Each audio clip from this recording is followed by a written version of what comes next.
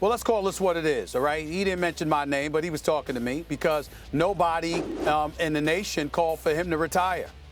It was me that called him yesterday for him to retire. And guess what? I'm not apologizing for that one damn bit. First of all, let's be very, very clear. I'm a diehard Steelers fan. I love me some Antonio Brown. I love me some Mike Tomlin. And the Big Ben Roethlisberger, I love me some Big Ben Roethlisberger. My comments about Big Ben Roethlisberger and his need to retire had nothing to do with his talent, had nothing to do with the way that he's been playing, has nothing to do with, with whatever he wants to bring up or what have you.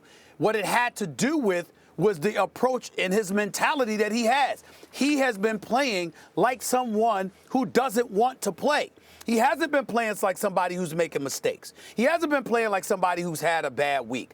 This man in the offseason contemplated retirement.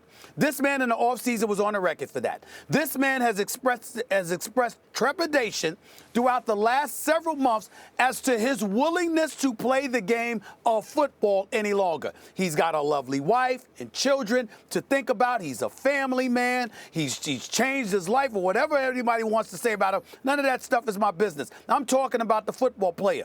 It appears that his love for the game has dissipated. And what I'm saying is, when you have a bad game like you did last week, to sit in front of the media and say, maybe I just don't have it anymore.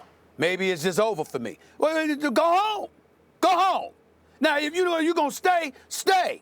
Because I believe in Big Ben Roethlisberger. He's a future Hall of Famer. He's a two-time Super Bowl champion. I'll fly to Pittsburgh and tell him to his face how I feel about him, because I love him. And I think he's great. But my point is, you can't be a leader of a football team just days removed from proclaiming yourself as the leader when you had to call Antonio Brown out for his histrionics against the Baltimore Ravens, and then the next week you have a bad game and you talk about, maybe I just don't have it no more. Man, nobody want to hear that.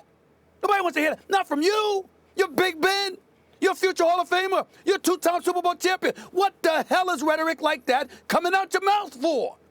That's why I said what I said to him. It has nothing to do with his abilities. I know the brother can play. I know even on his bad days, even on a day like Sunday, he's still better than at least 20 starting quarterbacks in the National Football League. I know who Big Ben is. But if you don't want to play, and you don't have that zest, that passion, that fervor to come to work every day and to go out there on Sunday and to be about the business of handling your business and undeniably committed to that, wholeheartedly, 1,000%, you need to go home.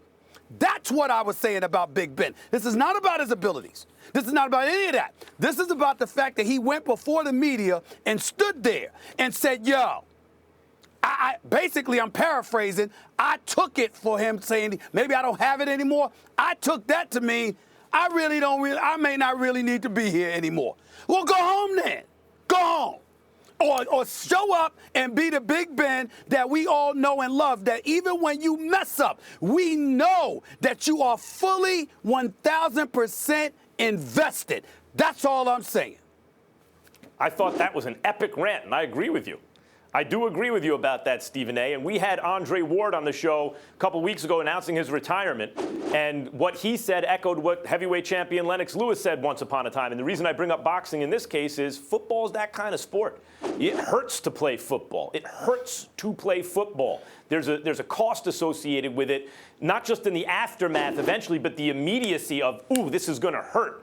And if someone's thinking to themselves about retirement, what did we say in the offseason? Hey, if you're starting to think about it, well, the old saying is you've already retired. So I think Ben Roethlisberger here, Stephen A., maybe, this could be the case, that he is confused, thinking, I could still do it if I really want to. That's not the same thing as saying you really want to. Well, listen, over a year ago when James Harrison had his issue with Roger Goodell, the Pittsburgh Steelers played the Washington Redskins. I went to the game specifically to go inside that locker room because I had to get on James Harrison a little bit about it. I met the brother for the first time. He rolled right up to me and was ready to check me quick, fast, and in a hurry. Respectful debate. He ended up being right on a lot of points. I appreciated where he was coming from. It's like me on this show. I thanked him for it, and I got mad respect and love for James Harrison because of that. Let me tell you something. If I got respect and love for him, imagine how I feel about Big Ben Roethlisberger. I want Big Ben Roethlisberger to know I'm in no way trying to disrespect him. What I am saying is that when you are the quarterback of an NFL team who is days removed from proclaiming yourself to be the leader, which we all know you to be, by the way, because you are the leader of the team, you cannot have a bad game after you have contemplated retirement and left folks wondering whether or not the Steelers should be pursuing another quarterback, and then come post-game and say, well, maybe I just don't have it no more. Well, man, you got to go home. You got to go home before you doing something like that, because you can't lead the team Whatever he says, with those words coming out of your mouth.